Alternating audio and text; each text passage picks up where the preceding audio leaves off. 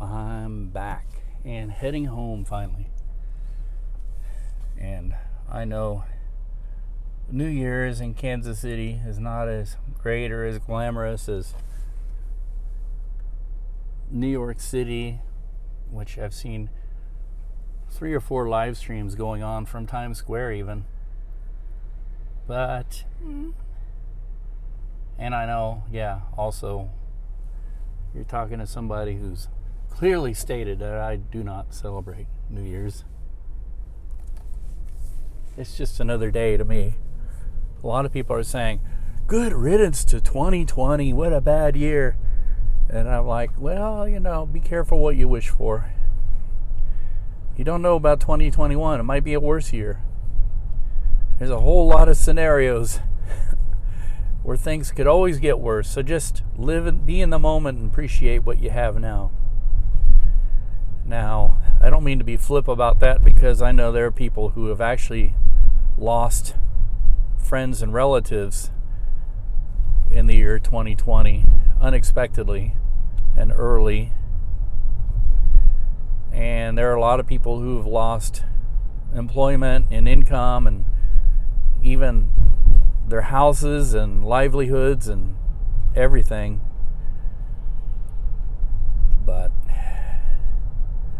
I can say I'm very thankful that I have a job. My wife has a job. That the troubles we've experienced have been slight compared to the difficulties of others. But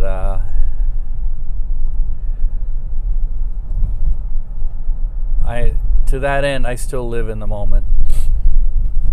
And also to say that in 2020, with the beer flu, which is what we all call it on YouTube because of the sensitivity of the algorithm, because of the beer flu, our lives have not been as affected as many people, and we're very grateful for that. As a matter of fact, reflection on us, but we're not super social animals, so we don't go out all the time, and not in bars, and we needed to cut back on going to restaurants anyway. And a lot of we don't have that many outgoing friends, so we haven't really missed a whole lot. Hasn't been something that's affected us. And in another way, actually the social distancing and isolation has actually kind of helped us. Are you going to let me over? Because this car is going to stop for the light. I have to get over because there's a lane blocked up here. But yeah, the isolation has kind of helped us in some ways, because there's some people that we have needed to be isolated from that would be more involved in our lives if it wasn't for the beer flu, and it has enabled us to create a little bit more of a distance, and we're actually very thankful for that. So yeah, and reflecting on pandemics of the past, which happen every 100 to 300 years in human history, this is nothing new. This is something that we've gone through many, many times. And what I find kind of disgusting is a critique of mine is the way we have reacted has been no better than the way we've reacted over the past, and in some ways worse. And we as a human species should know better. We should have learned how to take care of this. And if we don't know how to do it, how to deal with it, just read a few history books. I mean, all I did was watch a few documentaries on the Spanish flu, which was a last great pandemic that hit the world. And I mean, it's all there. Even the terminology was no different Officials said we need to social distance, we need to wear masks. Masks are the most effective way of, and I don't understand where the politicization of this has come. It's not done anybody any favors. It's killed a lot of people, as a matter of fact. All for the sake of getting people who elected, who obviously have proven that they're not great leaders to begin with, that they're just entitled wannabes.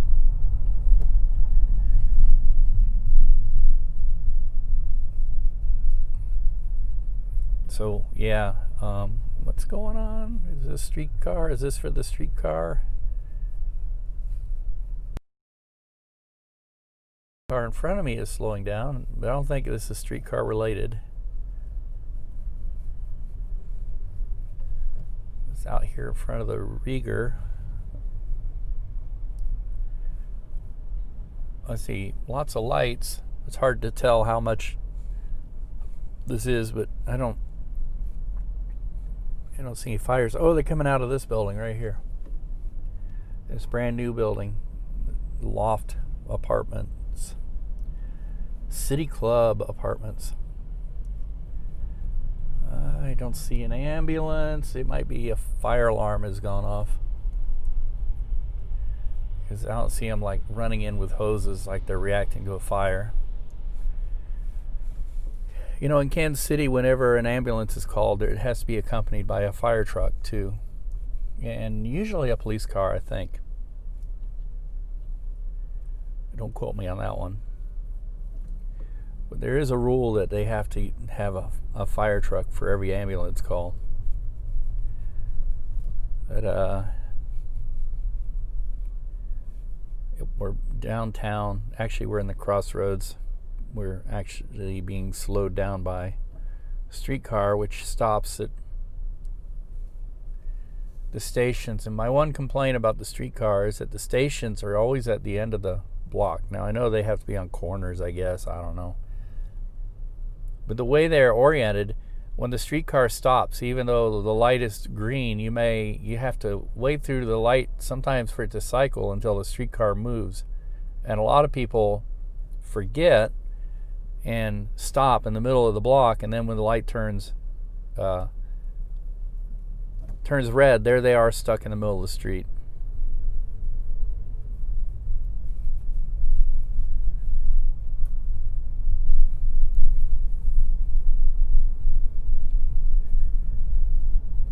We'll be passing the Power and Light District, which is a big entertainment district, and downtown, and they're not going to have a big celebration this year, but a lot of people will probably be ringing in the new year in the bars. Honestly, that's one of the things that's made the pandemic worse, is people going to gathering places and not being protected. And of course, a lot of these gathering places are places that attract people who make poor life decisions. And I don't know, I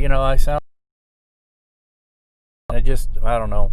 I just think, because I can't say that I've reacted the best to this beer flu myself. I've done some things that have been questionable too. But I don't know. Even I know that bars are not the best things to keep open. They're probably one of the first things you need to shut down. I know people need their alcohol, but you can drink at home, I guess. Bars are not necessarily about drinking. They're about socializing.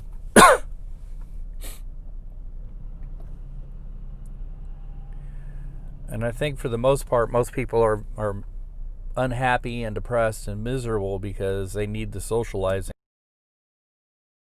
Since March, where a lot of people have felt alone, cut off, and isolated.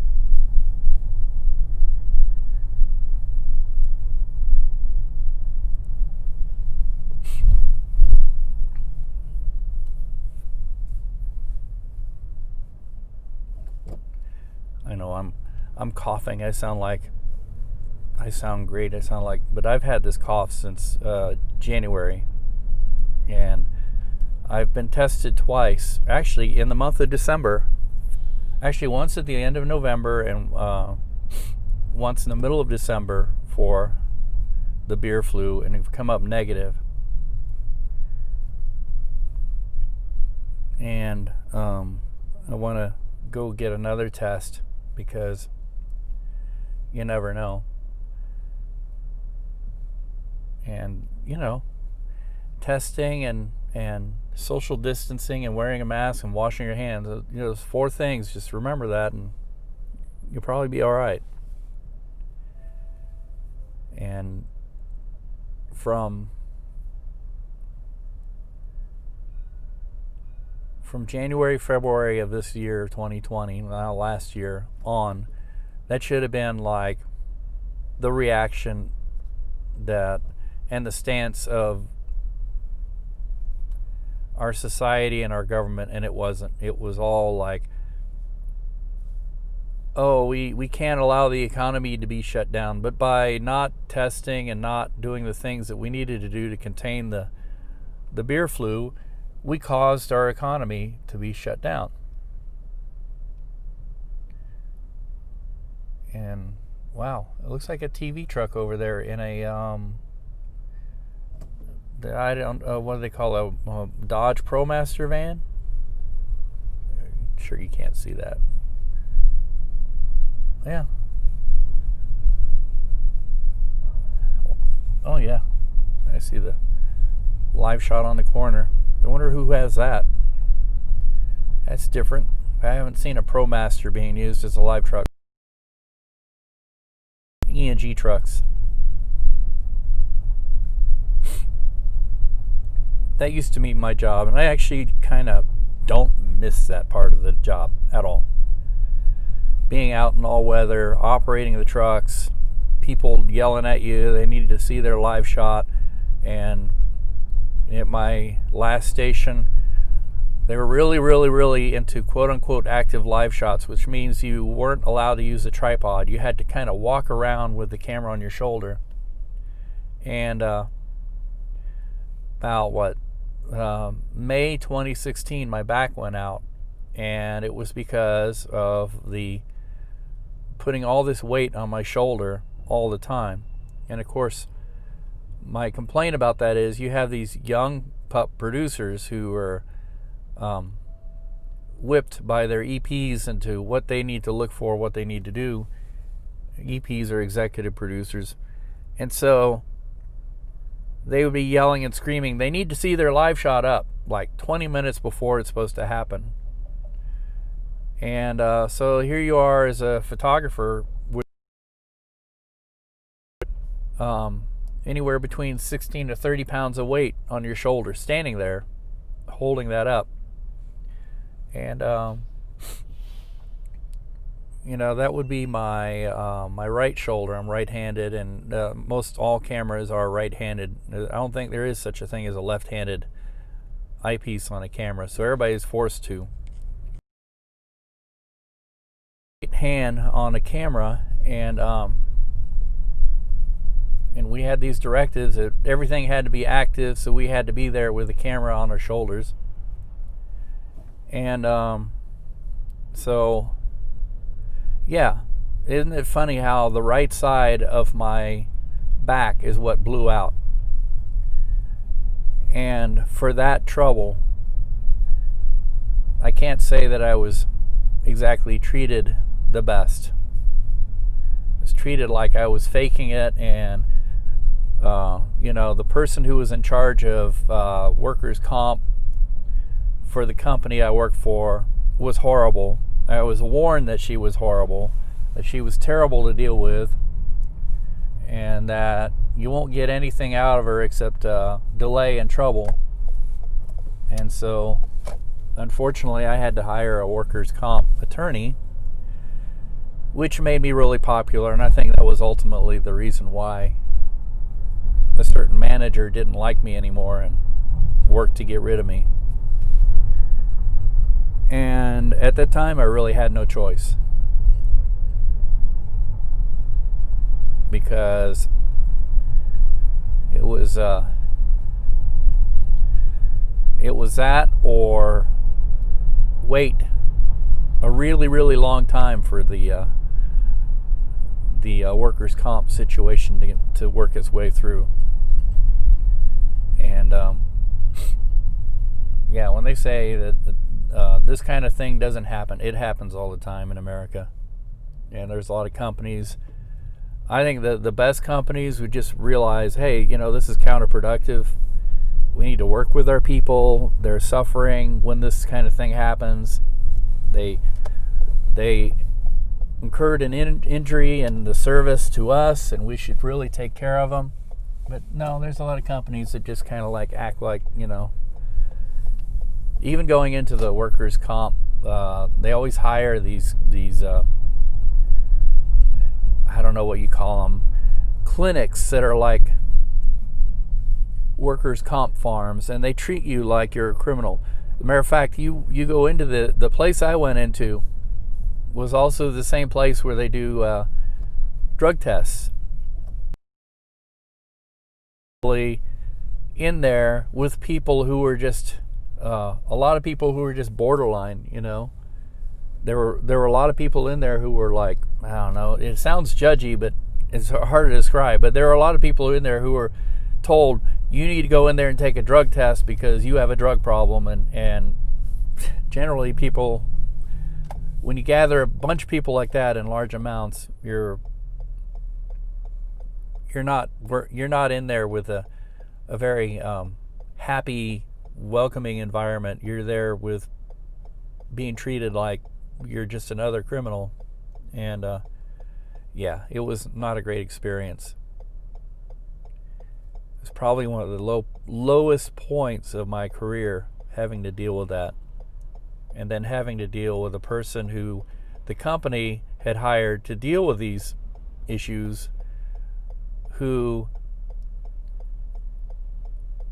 couldn't be bothered to tell you what you need to do or help you out or treat you like, anything other than you're just trying to screw the company, which I wasn't.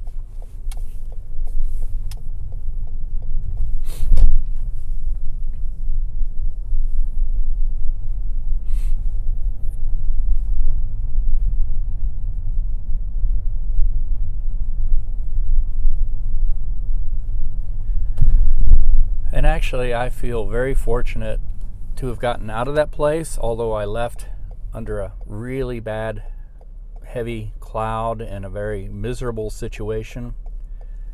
And even though I'm not so fond of what I do now, I am very happy to be working for a company that seems to be very responsible, very responsive to their workers.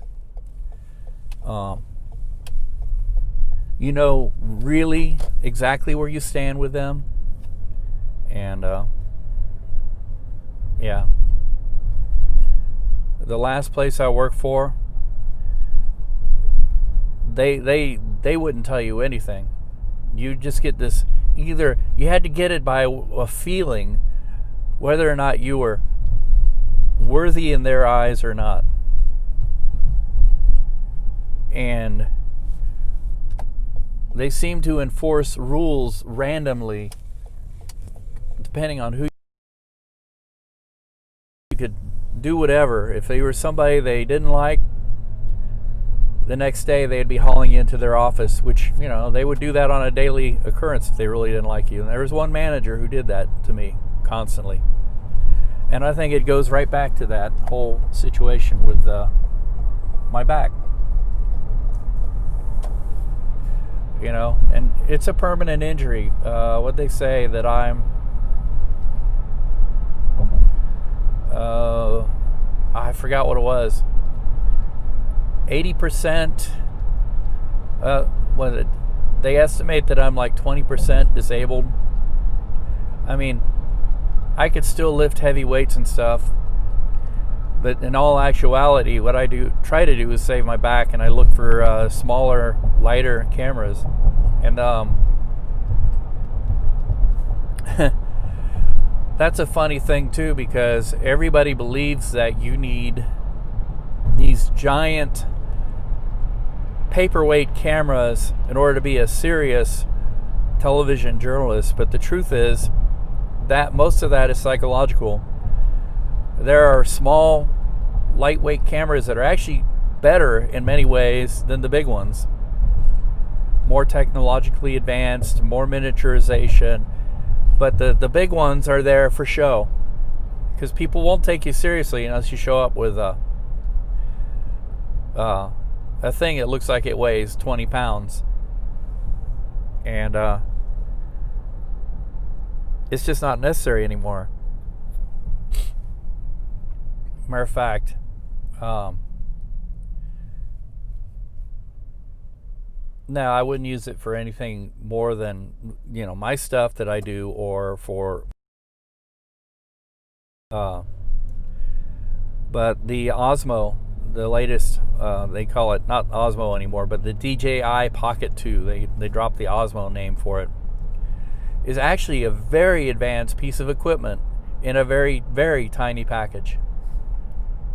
The video quality is really good. You can use it to capture a lot of moments, and the stabilization is outstanding on it. Tracking is a weakness on it. I've noticed that even on my face tracking, sometimes it'll swing off out of nowhere. But I have no doubt that maybe firmware will improve that.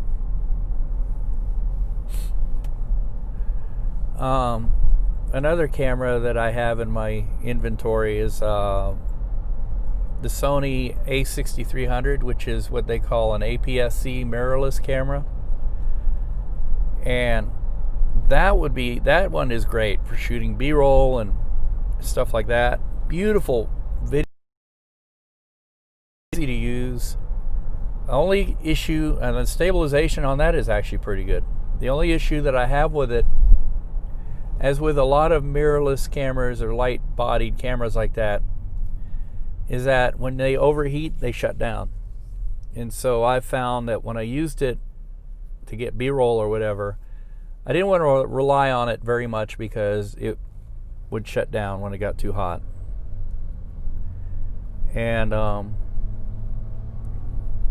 am working on getting a viewfinder for my, I got the Blackmagic 6K camera. Really? Yes, really. I think, never mind. But yeah, this 6K camera, the biggest weakness on that one is when it's really bright outside, you can't see the screen. They've kind of failed on the screen, so they're trying to sell a very expensive, more than half the price of the camera attached to it. But I found one I'm going to try that's a lot lower cost. There's a company that makes viewfinders and things like that. And we use that thing. It shoots beautiful video. And I don't think it has an overheating problem. It's a much bigger, bulkier body, and it's built for video. It's not built for, it's not like a mirrorless camera that's built only for stills and video. It's built for just for video. I don't even think you can really take still. Well, there's a button on there. I haven't figured out how to use it that supposedly will take still pictures, but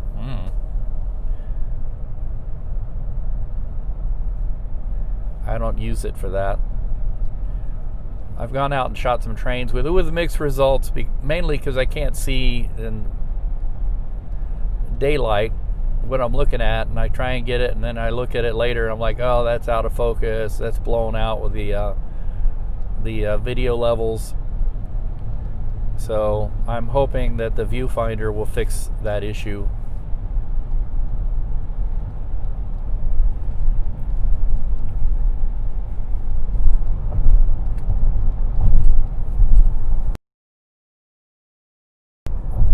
Whoops.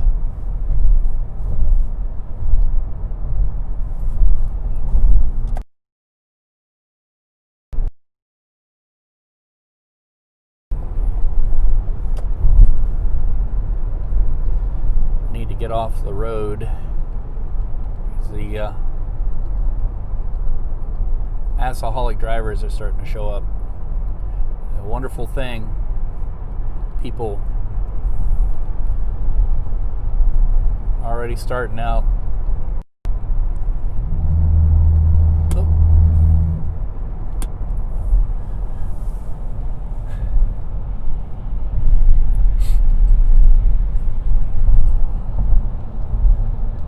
You can tell when people are not super great when they're driving super aggressively. But I also find another telltale sign of, and I think police look for this too, another telltale sign of somebody who's driving inebriated is when they're driving too carefully. Like they're driving super slow, and I think cops look for that, and they go ahead and pull those people over once they see them swerve or something. And usually they'll bust them because I think a lot of times people know that they shouldn't be driving. They drive extra cautiously, but their reaction times are not good. So they're still prone to have a mishap. And usually on this night they'll have you'll see cops everywhere, and then you'll see like roadblocks where they're checking everybody for being drunk, which I welcome when I see that. I'm happy to see that.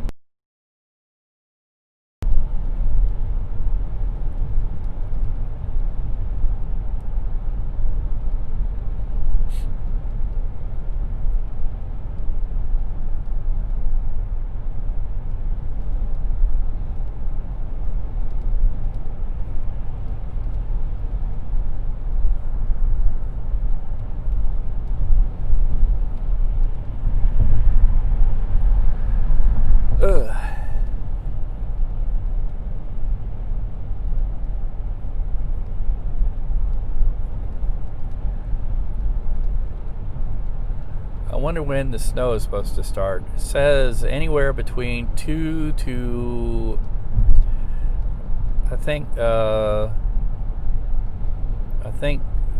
one of the stations says 2 to 6 inches, and I think the Weather Service has predicted 4 to 8 inches of snow. No, 4 to 8? I don't know. Maybe I'm upping it, wish casting it, but that's a lot of snow actually. And we'll see if it pans out, because snowstorms are very tricky to predict. They could be, they can dump on you in a band and just keep dumping. A 10-mile difference between no snow and feet of snow.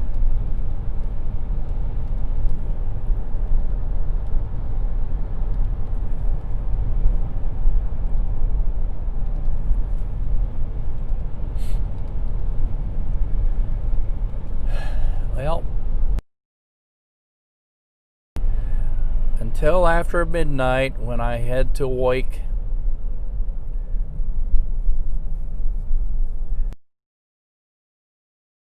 As a good time and live in the moment, be in the moment. After all, it's just an arbitrary line on the calendar when we change the numbers of our years. Today is no different than any other day, other than it's a holiday,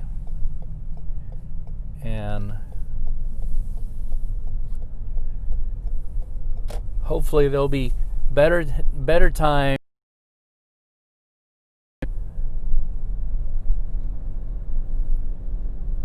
and we should try and remember what good we got from the last year. So that's a different way of saying it. Anyway,